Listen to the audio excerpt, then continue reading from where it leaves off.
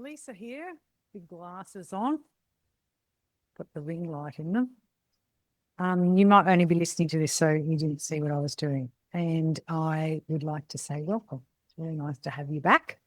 Today is a great lesson for those who you may not be diagnosed as an ADHD person. I certainly am, but I think I was 59 when I was diagnosed, and it wasn't because I was thinking I needed to be diagnosed. It's just that a therapist said to me, "What's your diagnosis?" And I'm thinking, "What do you mean?"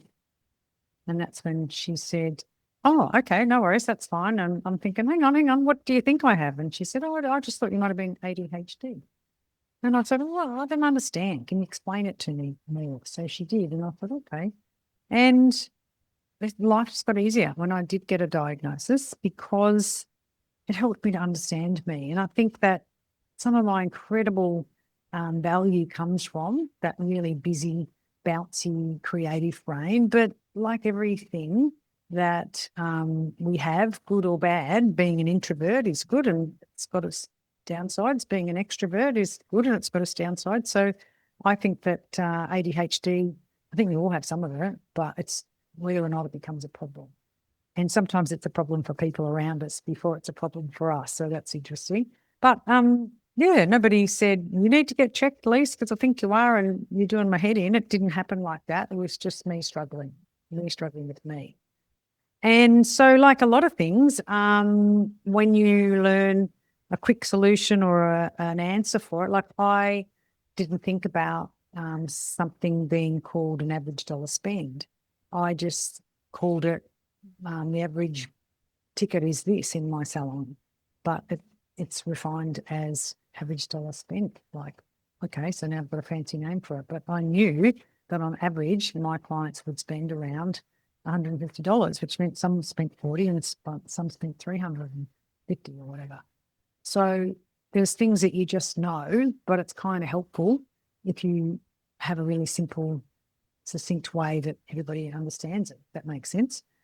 So what I've done is I put together some things, and I actually did training with my salon clients this morning. So if anybody does have a salon team, there's no point watching it if you don't, but if you do have a salon team, the training this morning was me going through this tool that I use, and you're welcome to have it. So just message me how many on your team and why you'd like it, and that's yours. I'll send it to you, no problem at all.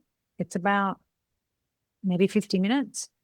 And I'm just teaching it in real time to people that I look after. So if you think, and it's a really good way actually, if you want to know what I do and how I work, it's a really good example.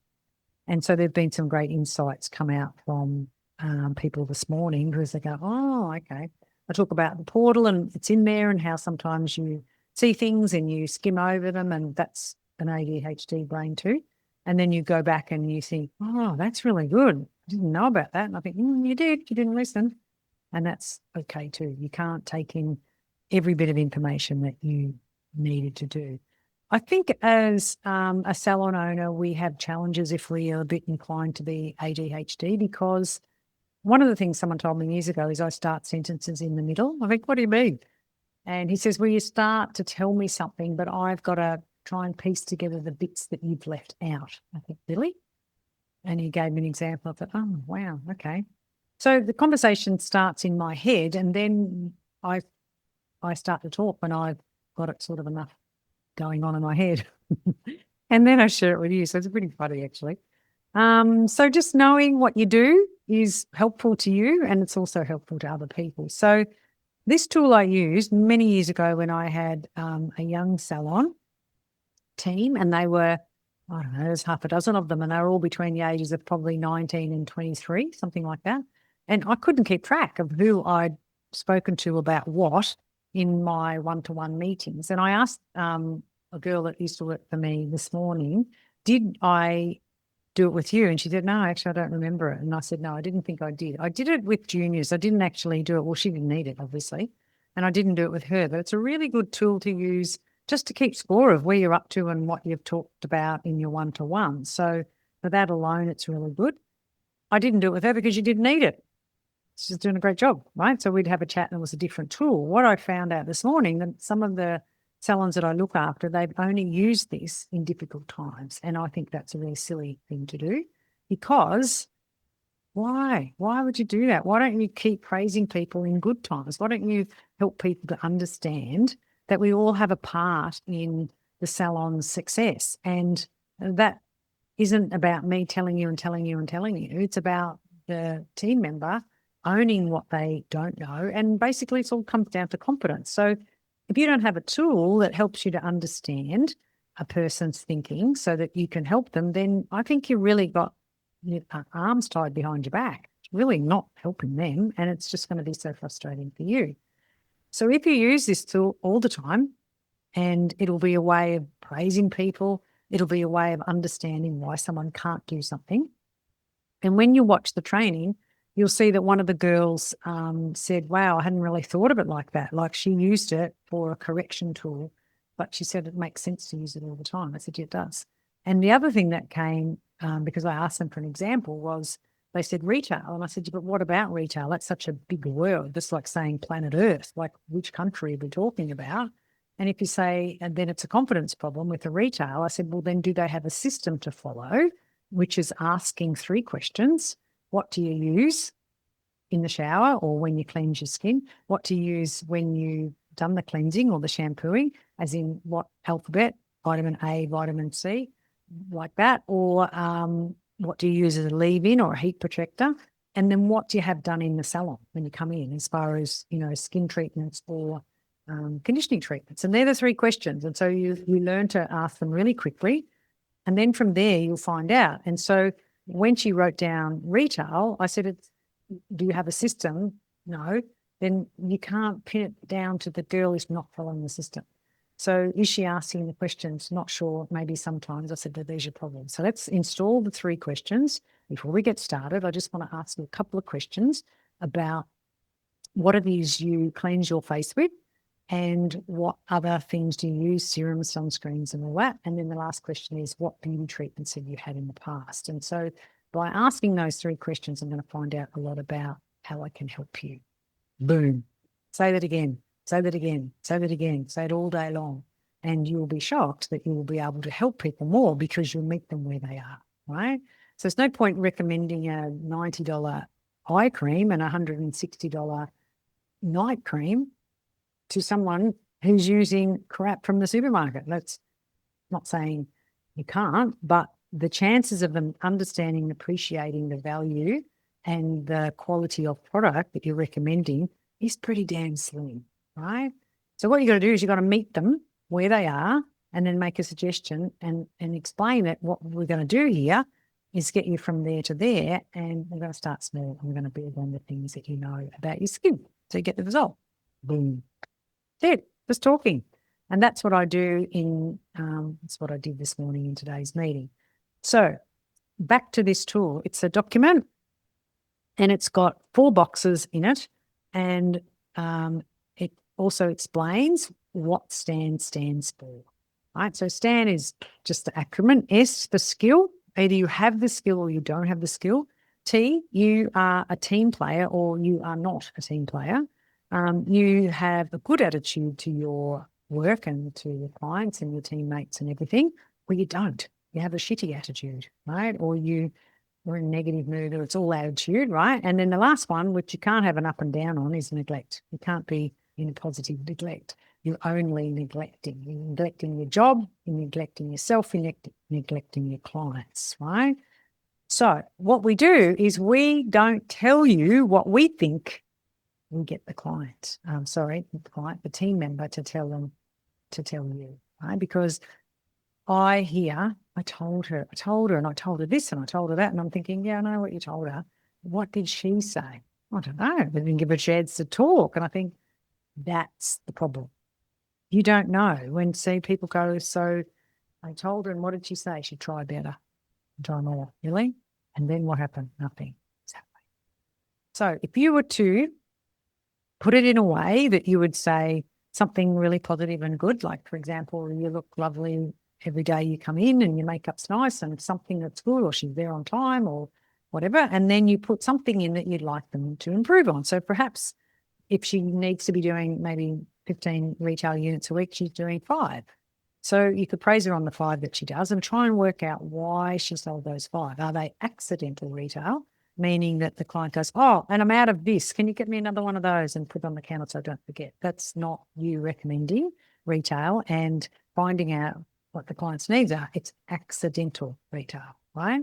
Because somebody else, somewhere else, maybe in your business or somewhere else, has helped the client to appreciate a product and she's run out. So you're on the receiving end of that, but it's not your work, right? So if you were doing your work, you would ask about the things she's up to and what she's doing and is she getting results and all of the above. So that's a lesson for another day.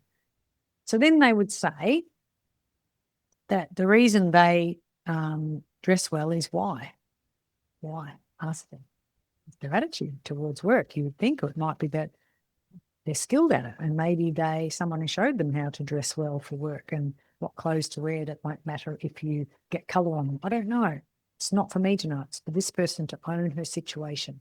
So when she owns a situation, then you can praise her on it, or she might give herself a mark out of 10 and say that she's a 7 out of 10. And you'd say, oh, I don't think you are. I think you're a 9. Like, you always look really good. How come you're not a 9? Like, where do you think you lost points? And they'll say, well, this and this and this. And I think, oh, I don't see it like that. I think you might be hard on yourself. Or they say they're a 9 and you're thinking, no, you're a 5. And you'd say, so where did you lose that point and made you a 9 and not a 10? And just through conversation backwards and forwards, you'll find out why a person thinks they're a 9 or a 5. And some will judge themselves really harshly and some, let's be honest, judge themselves way higher. And it's just a lovely tool because it's not emotional, it's just the facts. And it's a good way to see what you think, what they think about themselves, because you know what you think about them. Right? What do they say? Enough about you, let's talk about me.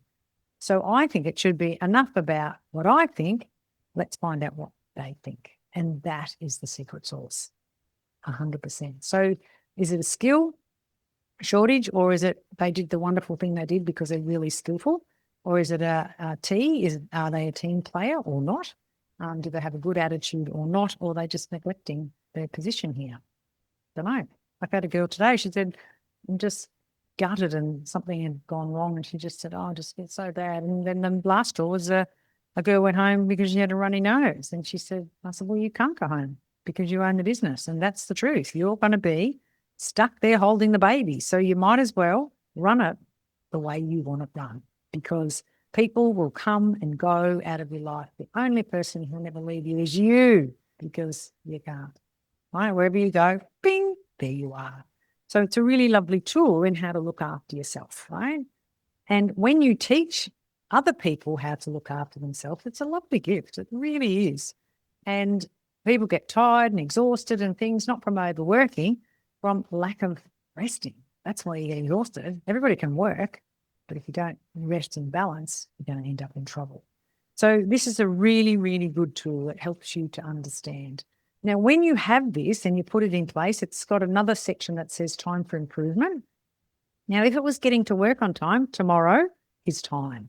But if it was a person who cannot do something, maybe it's lash extensions and they're taking an hour and a half to do something that should take an hour, then time for improvement, I would say, would probably not be tomorrow.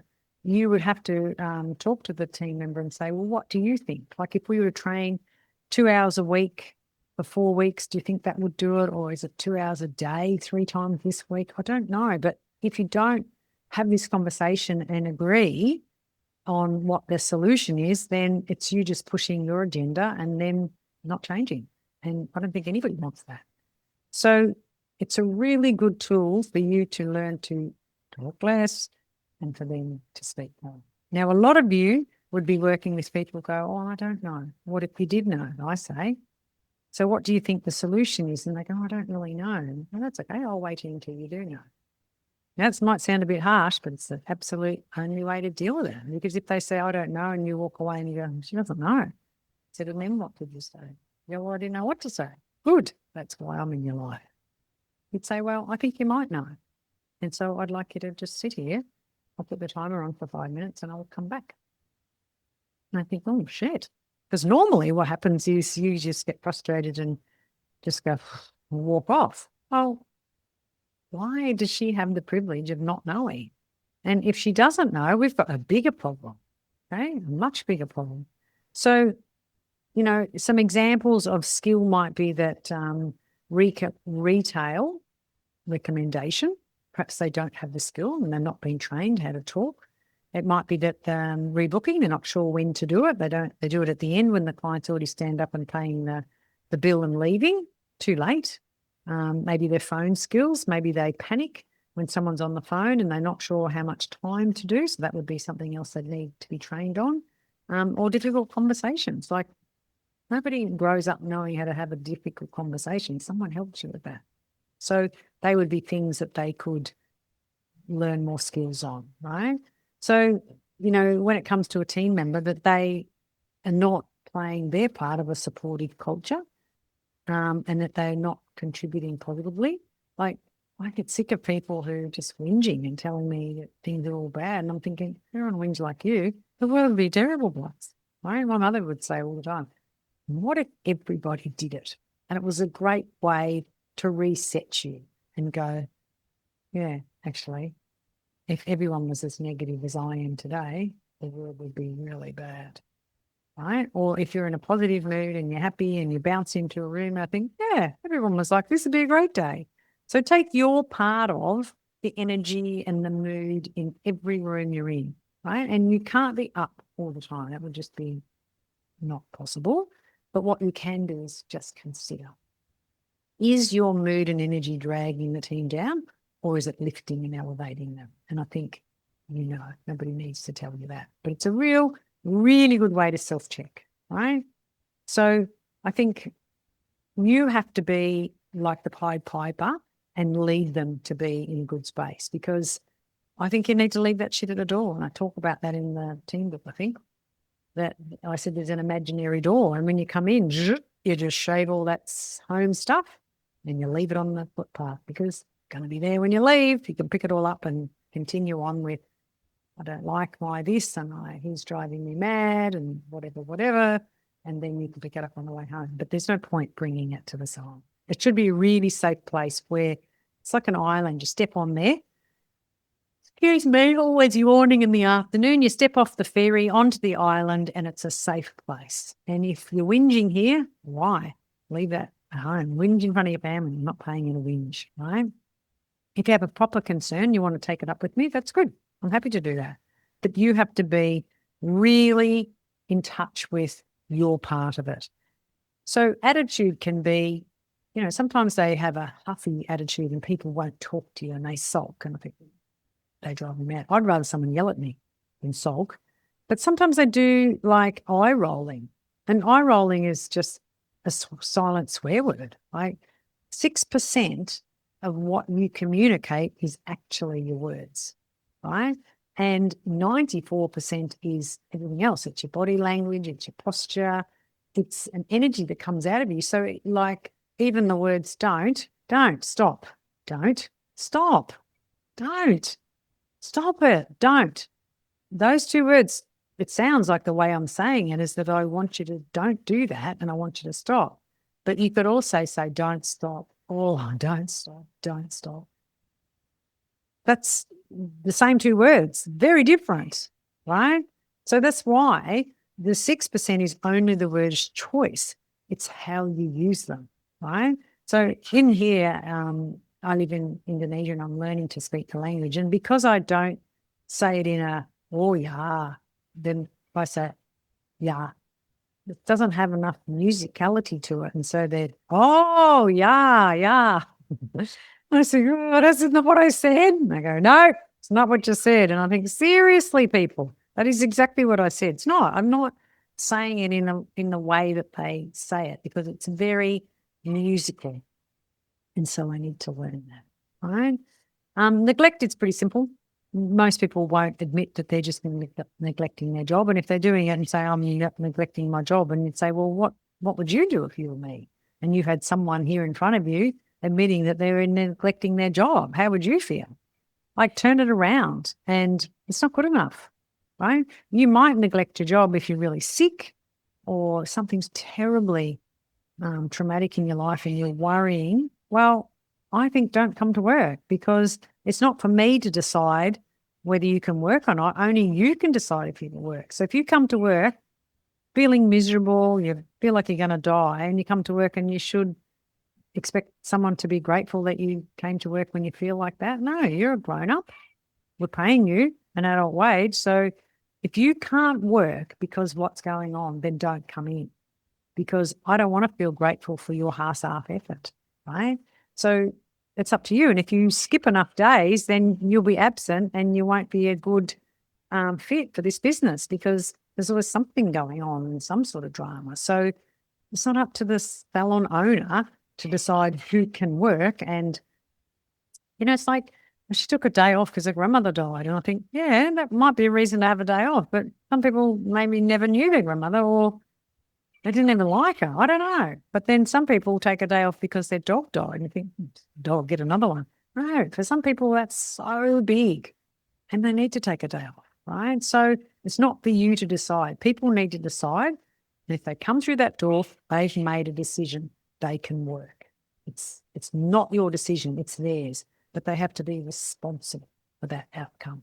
And if they make a decision to come to work and then they drag themselves around, that's not right. So either go hard or go home, I say, and it's up to you. Now, if you have to have a day off because a plant died, and you have to have another day off because you're shitty, and another day off because your dog's got the hiccups, and another day off because you got a head cold, well, that's going to add up against you. It's not up to me. The old let them. Just let them. Don't convince a person to come to work and then be grateful they're there, because they're going to look after your clients poorly. They won't rebook. They won't recommend a product. They won't solve any problems. They'll just drag themselves around and expect you to be grateful. And you have to pay them the same rate as the day when they're on fire and doing a great job. No, you can't pay them half. When, let's be honest, that's all they're doing, half-assed effort. So these are the conversations that you can have without emotion if you look at, where does this come from? Is this a skill problem? Is this a team problem? Is this a attitude problem? Is it pure neglect? And when you have something that's not emotional, it's just so good, right? So they mark themselves out of 10, not you, and they decide what the acronym is, either STA or N, and they decide when can they improve it. Now, if they say, I'm getting to work on time and they want 3 months to improve it, I would step in and say, that doesn't sit right with me, and I'll tell them why. So just because you give someone a say in what's going on doesn't mean you have to agree, right? So it's just a conversation that is open, honest, transparent, documented, and then when we come back next time, we have a look at where they are. And the good thing is, when you can see how they're improving and growing, you can say, you used to be a 5 and now you're a 9, right? Or you might say, why are you a 5? You used to be a 9.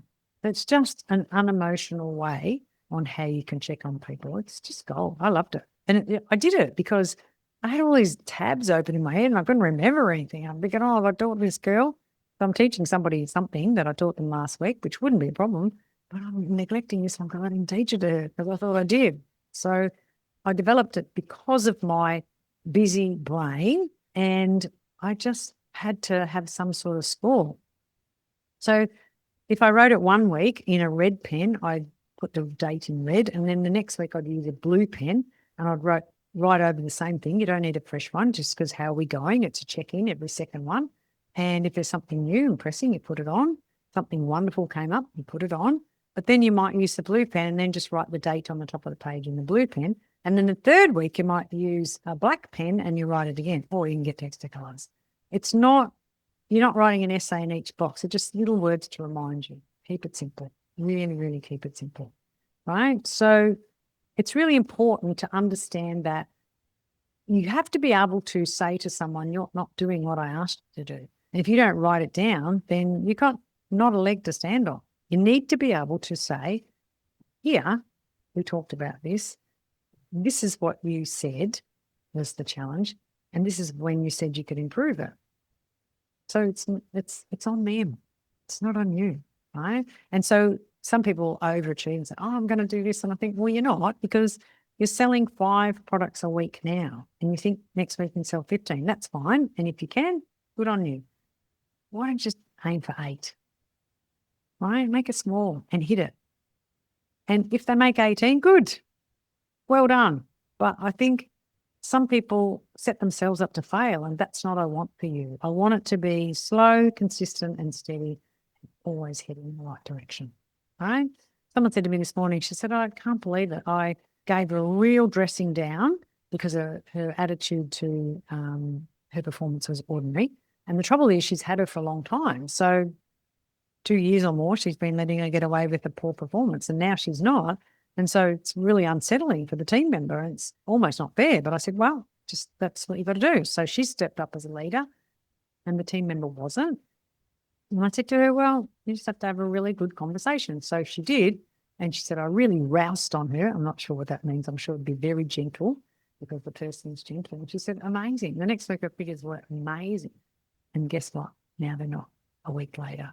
I said, so that's where I'd be having a conversation that I don't want to work with someone that I have to rouse on you so they perform. Like, that's a horrible thing for you to do. Like, why would you do that? You have to do that to your kids.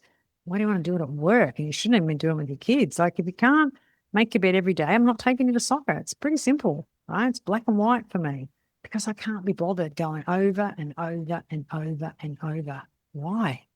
Tell me which part you didn't get and I'll repeat that part, right? So it's no different. It's no different to anything that you do. We are training people how to teach us. And if you say something and don't follow through, you are teaching the person that you're unreliable. I'll tell you a story at school. My daughter had this teacher. Let's say his name was Mr. Brown. It wasn't. But let's say my daughter had Mr. Brown, and one night at dinner, the kids were saying the next year my twin boys had Mr. Brown. And they said, oh, Mr. Brown is going to keep us in tomorrow. Mr. Brown's going to keep us in. And my daughter said, I don't worry about it. He forgets half the things he says he's going to do. He won't keep it in, so don't worry about it.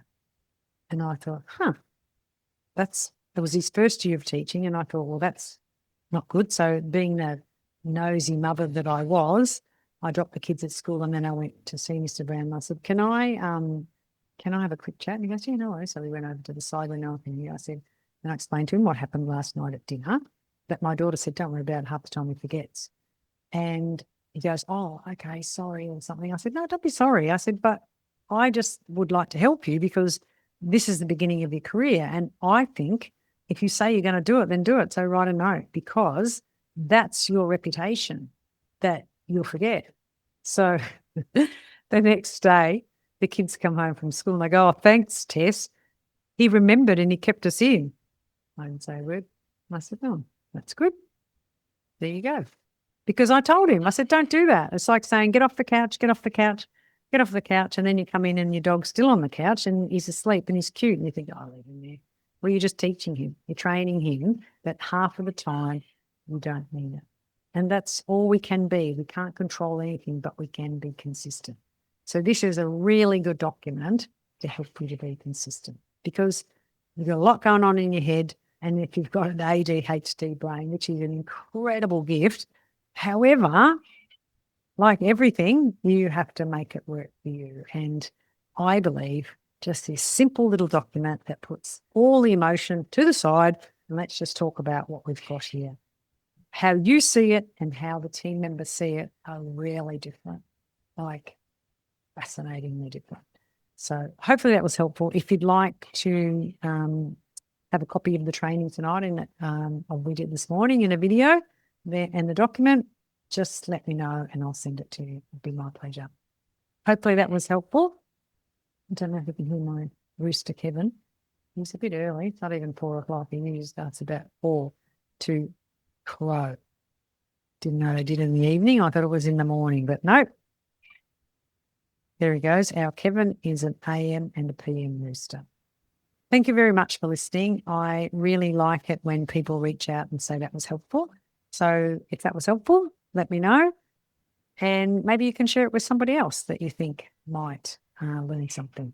So have a lovely day and I'll see you in a Zoom room soon. Bye for now.